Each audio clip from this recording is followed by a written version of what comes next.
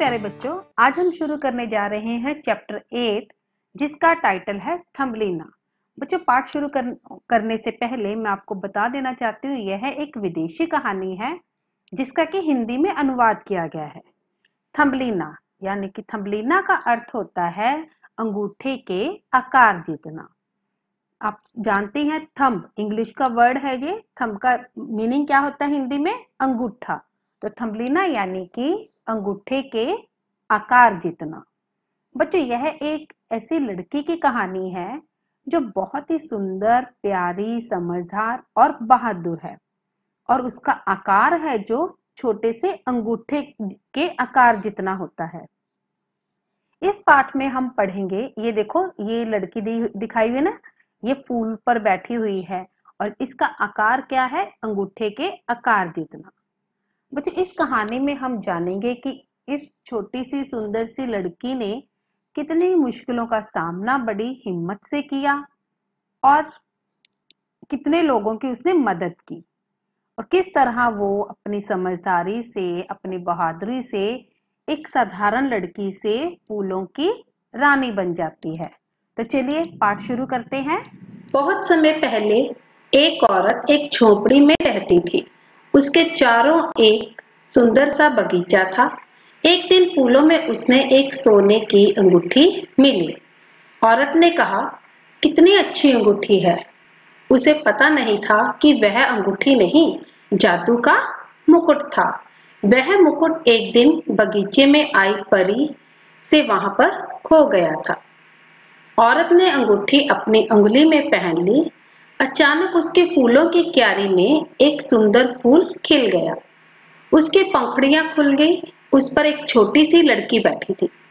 वह लड़की अंगूठे जितनी बड़ी थी। उसके सुंदर से फूलों वाले कपड़े पहने थे और उसके बाल सुनहरे एवं लंबे थे।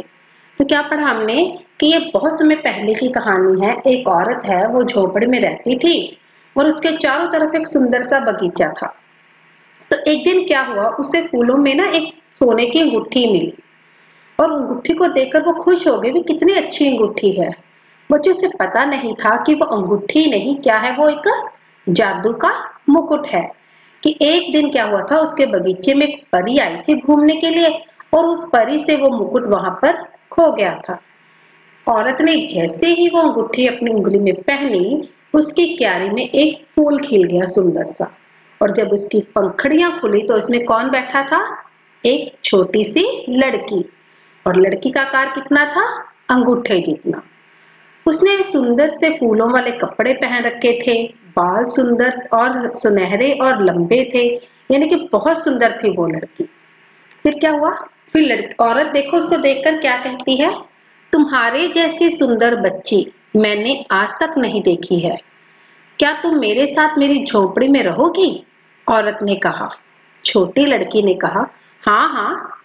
औरत ने कहा, तब मैं तुम्हें थंबलीना बुलाऊंगी। वह साथ साथ खुशी से रहने लगी। तो औरत उस लड़की से बातें करने लगी कि तुम कितनी अच्छी हो, कितनी सुंदर हो, तुम्हारे जैसी मैंने आज तक नहीं देखी। तो औरत ने उसको कहा कि क्या तुम मेरी झोपड़ी में रहोगी? तो लड़की तुरंत मान गई और उस औरत ने उस लड़की का नाम क्या रखा? थंबलीना।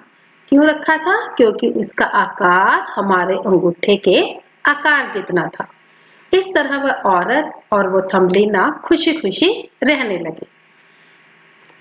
फिर क्या हुआ, एक दिन एक मेंढक कूदता हुआ बगीचे में आया। उसने तालाब के किनारे थंबलीना को गाते हुए सुना। उसके मन में आया, मैंने आज तक इतने सुंदर जीव को ना देखा और ना सुना। मैं इसे अपनी पत्नी बनाने के लिए ले जाता हूँ। मेंढक ने थंबलीना की मां के अंदर जाने की प्रतीक्षा की। जब औरत झोपड़ी के अंदर चली गई तो मेंढक ने झाड़ी में से कूदकर थंबलीना को पकड़ लिया। मेंढक उसे नदी के किनारे लिली के फूलों की क्यारी में ले गया। तुम यहाँ विश्राम करो, तब तक मैं हमारी शादी का प्रबंध करके आता हूँ। इतना कहकर वह बाहर चला गया। तो क्या पढ़ा हमने अभी यहाँ से लेकर यहाँ तक कि एक दिन क्या हुआ, वो थंबलीना कहाँ रहती थी? बगीचे के बाग के पास एक झोपड़ी में रहती थी ना। तो एक दिन क्या हुआ, वो मेंढक कूदता हुआ बगीचे में आया तो उसने तालाब के किनारे थम्बलिना को गाते हुए सुना। तो उसके मन में आया, ये मैंने इतनी सुंदर और इतना अच्छा गाने वाला जीव आज तक मैंने अपनी जिंदगी में नहीं देखा। तो उस मेंढक के मन में आया, क्यों ना मैं इसको अपनी पत्नी बना लूं। और वो बैठा चुपचाप थम्बलिना की माँ के अंदर जाने की प्रतीक्षा, यानी कि यहाँ प्रतीक्षा का क्या मतलब है, इंतजार करने लगा। जब और झोंपड़े के अंदर चली गई तो मेंढक कूदकर उसने थम्बलिना को पकड़ लिया और उसे नदी के किनारे लिली के फूल की क्यारी में ले गया और उसको वहां जाकर कहा कि तुम यहाँ विश्राम करो। विश्राम यानी कि आराम करो, तब तक मैं हमारी शादी का प्रबंध यानी कि इंतजाम करके आता हूँ। और इतना कहकर वह वहां से चला गया। तो देखो बच्चों, उस थम्बलिना को देखकर मेंढक ने सोचा मैं इसे शादी करूंगा, बट उसने ना तो थम्बलिना से पूछा, ना ही उसकी माँ से पूछा कि इसकी मेरी शादी से करवा दोगे, या थम्बलिना से पूछा तो मेरी शादी कर लोगे। नहीं, उसे बस उसको पकड़ लिया एकदम से आकर और क्या लिली के फूल की क्यारी में ले गया और उसको वहां बिठाकर कहा कि चलो तुम आराम करो, मैं शादी का प्रबंध करके आता हूँ। तो थम्बलिना क्या सोचती है, थम्बलिना ने कहा मैं एक मेंढक की पत्नी नहीं बनना चाहती। वह उदास होकर रोने लगी। नदी की एक मछली ने उसके रोने की आवाज सुनी। दयालु मछली ने कहा मैं तुम्हारी मदद करूंगी। थम्बलिना ने कहा मगर कैसे? मछली ने जोर लगाकर लिली के फूल के तने को तोड़ दिया एवं लिली का पौधा जिस पर थम्बलिना बैठी थी नदी में बह निकला। अब लिली का फूल क्या था, वो नदी में उगा हुआ था और वो मेंढक क्या था, उस थम्बलिना को छोटी सी अंगूठे के कार जितने थम्बलिना को स्कूल पर बिठाकर चला गया था। वो कहने लगी अरे मैं एक मेंढक की पत्नी कैसे बन सकती हूँ, मैं उससे शादी नहीं कर सकती। तो वो उदास होकर बैठी थी कि नदी की मछली ने उसके रोने की आवाज सुन ली। तो उसने कहा मैं तुम्हारी मदद करूं? थम्बलिना ने कहा कैसे करोगे तुम मेरी मदद? मछली ने जोर लगाकर नदी में जो लिली के फूल का जो तना था, जो उस जमीन के साथ लगा हुआ था, उसको तोड़ दिया। तना यानी कि स्टेम को उसको तोड़ दिया और लिली का पौधा नदी में बहने लगा। इस तरह उसने एक मछली ने थम्बलिना की मदद की। आगे देखो फिर क्या होता है। अभी तो मेंढक से उसने छुटकारा पाया है, आगे देखो उसके लाइफ में और क्या क्या बातें होती हैं। फिर क्या हुआ, धन्यवाद थम्बलिना ने जाते जाते कहा। तो थम्बलिना ने जाते जाते उस मछली का धन्यवाद किया। देखो बहते बहते पौधा नदी के किनारे घास में अटक गया। अब वो पौधा लिली का था, वो बह रहा था तो नदी के किनारे घास में अटक गया। थम्बलिना किनारे पर उतर गई और चारों ओर घास का मैदान देखकर प्रसन्न हुई। थम्बलिना ने सोचा मेरे रहने के लिए यह जगह सबसे ठीक है। थम्बलिना वहां रहने लगी। अब उसने जब देखा कि चारों तरफ घास ही घास का मैदान है तो वो बहुत खुश हुई, कितनी हरियाली है यहाँ पर। तो उसने सोचा चलो अब से मैं यहीं पर रहा करूंगी। धीरे धीरे दिन ठंडे होने लगे, पूरा घास का मैदान बर्फ से ढक गया। अब वो फिर मुसीबत में फंस गई। वहां पर ठंड का मौसम आ गया, सारा घास का मैदान बर्फ से ढक गया। तो इतनी सर्दी में वो कैसे रहेगी, है ना। तो देखो क्या हुआ, सर्दी में मैं अपने को गर्म कैसे रखूंगी, थम्बलिना चिल्लाई। एक चूहा पास ही रहता था, उसने थम्बलिना की आवाज सुनी।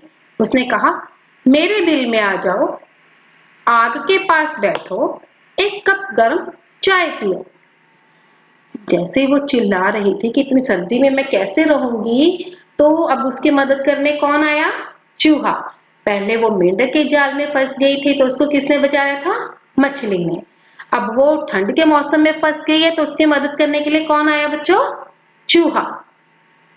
और जैसे वो चिल्ला रही थी, एक चूहा था जो पास के बिल में ही रहता था, वो बाहर आया, उसकी आवाज सुनी। उसने कहा आओ मेरे बिल में आ जाओ, आओ आग के पास बैठो, क्या एक कप गर्म चाय पियोगे तुम। तो उसने उसको गर्म चाय का कप पिलाया। फिर क्या हुआ, धीरे धीरे थम्बलिना और चूहे में गहरी दोस्ती हो गई। एक दिन चूहे ने थम्बलिना से पूछा तुम सर्दियों में मेरे साथ रहना पसंद करोगी। मुझे बहुत अच्छा लगेगा, थम्बलिना ने कहा। उनका समय अच्छा बीतने लगा। चूहा रोज उसे नई नई कहानियां सुनाता। थम्बलिना को परियों के राजकुमार एवं राजकुमारियों की कहानियां बहुत पसंद आती। तो उसने पूछ ही लिया, अब दोनों में बहुत गहरी दोस्ती हो गई। तो चूहा कहता, क्या पूरी सर्दी तो मेरे साथ रहना पसंद करोगी? थम्बलिना ने कहा, हाँ हाँ, मुझे भी बहुत अच्छा लगेगा अगर मैं तुम्हारे साथ रहूंगी। इस तरह समय बीतने लगा। चूहा रोज उसे नई नई कहानियां सुनाता था और थम्बलिना को चूहा जो राजकुमार राजकुमारियों की कहानियां सुनाता था वो उसे बहुत पसंद आती थी। एक दिन क्या हुआ, एक दिन थम्बलिना ने बिल से बाहर झांक कर देखा। उसने देखा कि एक अबाबिल बाहर बैठा है। अबाबिल बच्चों यह एक तरह का पक्षी होता है। तो उसका एक पंख टूटकर साथ ही गिरा हुआ था। थम्बलिना उसे ठंड में से उठाकर बिल के अंदर ले आई। अबाबिल ने थम्बलिना के प्रति कृतज्ञ होते हुए कहा, मैं सर्दी में जम जाता अगर तुमने मुझे ना देखा होता। तो एक दिन क्या हुआ, थम्बलिना ने जब बिल से बाहर झांक कर देखा कि देखो अब मौसम कैसा है, तो उसने देखा कि बाहर उनके बिल के पास एक अबाबिल यानी कि एक पक्षी बैठा हुआ है और उसका पंख टूटा हुआ है, जिस वजह से वो गिर गया वहां पर और वो भी ठंड के मारे कांप रहा था। तो थम्बलिना उसे बिल के अंदर ले आए। अबाबिल कृतज्ञ होता है किसी का एहसान मानना। तो अबाबिल थम्बलिना का धन्यवाद करता हुआ उसका एहसान मानता हुआ कहता कि अगर तुम मुझे नहीं देखती ना तो मैं तो सर्दी में जम ही जाता। फिर क्या हुआ, पूरी सर्दी बीत गई। अब थम्बलिना ने अबाबिल की देखरेख की, उसे गर्म सूप पिलाया और उसके पंख के जख्म भरने में मदद की। एक दिन प्रातः यानी कि सुबह थम्बलिना ने अपना सिर फिर बिल से बाहर निकाला। बर्फ पिघलने लगी थी। मैदान में हरे पौधे कहीं कहीं सिर उठाने लगे थे। बसंत आ गया है, उसने अपने मित्रों से कहा। तो देखो बच्चों, पहले थम्बलिना की मदद मछली ने की क्योंकि वो मेंढक के जाल में फंस गई थी, है ना। फिर वो ठंड में फंस गई थी तो चूहे ने उसकी मदद की। अब थम्बलिना जब चूहे के साथ खुशी खुशी रह रही थी तो उसने एक अबाबिल को देखा जिसको उसकी मदद की जरूरत थी। तो उसने भी बिना कुछ सोचे उस अबाबिल की मदद की। पूरी सर्दी तीनों ने साथ में बिताई। अब थम्बलिना अबाबिल की पूरी देखरेख करने लगी थी। उसे गर्म सूप पिलाया, उसके पंखों पर जख्म भरने लगे थे। और सुबह एक दिन थम्बलिना ने सिर उठाकर बाहर देखा तो बर्फ पिघलने लगी थी और चारों तरफ कहीं कहीं पेड़ दिखाई देने लगे थे। तो उसने अपने सभी मित्रों को आवाज लगाकर कहा, दोस्तों देखो बसंत आ गया है, यानी कि ठंड चली गई है, अब बसंत आ गया है। बसंत में बच्चों चारों तरफ हरियाली छा जाती है ना। फूल पेड़ पौधे पूरी तरह खिल जाते हैं। तो अबाबिल ने निर्णय यानी कि फैसला किया, यह जाने का समय है। उसने कहा, थम्बलिना तुमने मेरा जीवन बचाया, अब मैं तुम्हारी सहायता करना चाहता हूँ। थम्बलिना ने चूहे से विदा ली और अबाबिल की पीठ पर बैठ गई। आकाश में उड़ते हुए उसने अबाबिल के पंख जोरों से पकड़ लिए। अब जब बसंत आ गया, ठंड का मौसम खत्म हो चुका, तब थम्बलिना भी वहां से जाना चाहेगी ना। अब अबाबिल ने क्या फैसला किया कि अब मौसम आ गया है, समय आ गया है कि मुझे यहाँ से जाना चाहिए। और उसे थम्बलिना ने कहा कि थम्बलिना तुमने मेरी जान बचाई है तो मैं भी तुम्हारी सहायता करना चाहता हूँ।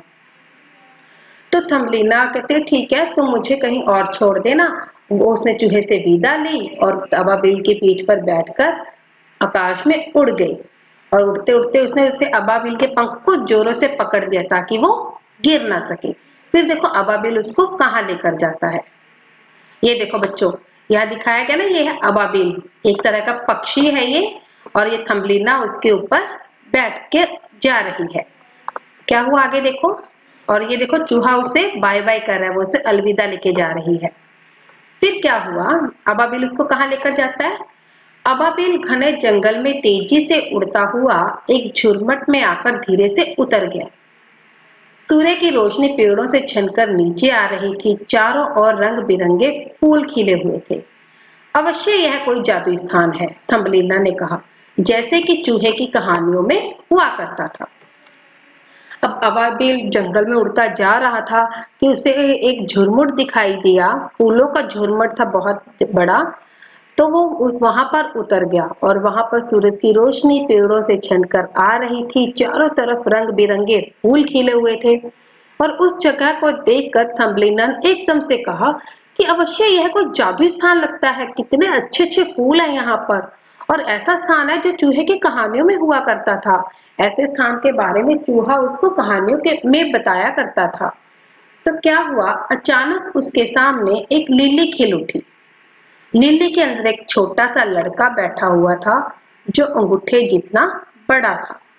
उसके दो सुंदर चमकीले पंख थे। तो उसने कहा, तुम कौन हो? थम्बलीना ने पूछा। मैं फूलों का राजा हूँ।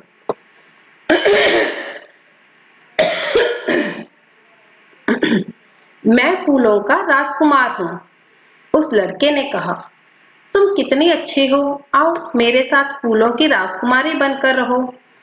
धन्यवाद, थम्बलीना ने कहा, मैं यहाँ रहकर कितनी खुश रहूंगी। अब वो जब झुरमुट में उतर गया अबाबिल उसको लेकर, तो थम्बलीना ने क्या देखा, अचानक उसके सामने एक लिली का फूल खिल उठा। और लिली के फूल के अंदर बच्चों क्या था, एक छोटा लड़का था। उसका आकार भी अंगूठे के आकार जितना था, यानी कि दोनों की हाइट एक जैसी थी। और उस पर क्या फर्क था, उस छोटे लड़के के दो सुंदर चमकीले पंख थे। तो थम्बलीना ने उसको देखकर पूछा, तुम कौन हो? तो लड़के ने कहा, मैं फूलों का राजकुमार हूँ।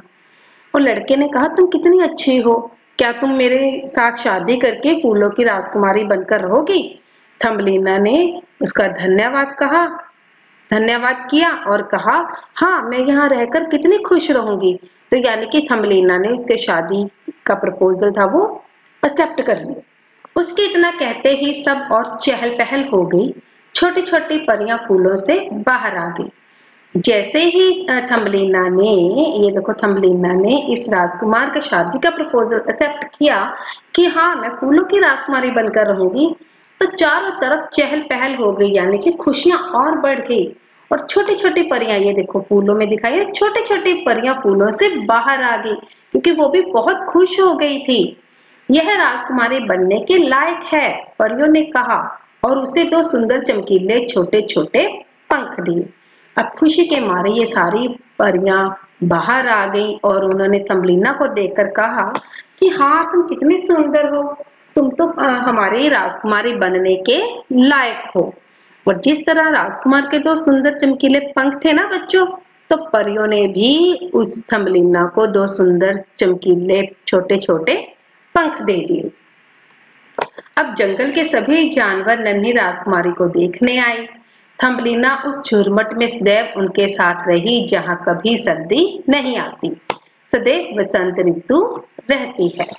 तो देखो अब दोनों की शादी होने वाली थी। परियों ने उसको पंख दिए और जंगल के सभी जानवर भी उस नन्ही सी राजकुमारी को देखने आए। अब थम्बलीना अपने फूलों की राजकुमार के साथ सदा के लिए वहां रहने लगी। वहां कैसा मौसम था, वहां सर्दी नहीं आती थी, हमेशा क्या रहती थी, वसंत ऋतु। वास्तव में वो कहाँ आई थी, परियों के देश आ गई थी वो। तो वो वहां खुशी खुशी अपने राजकुमार के साथ रहने लगी। अब मैं आशा करती हूँ आपको बच्चों ये कहानी बहुत अच्छी लगी होगी। धन्यवाद।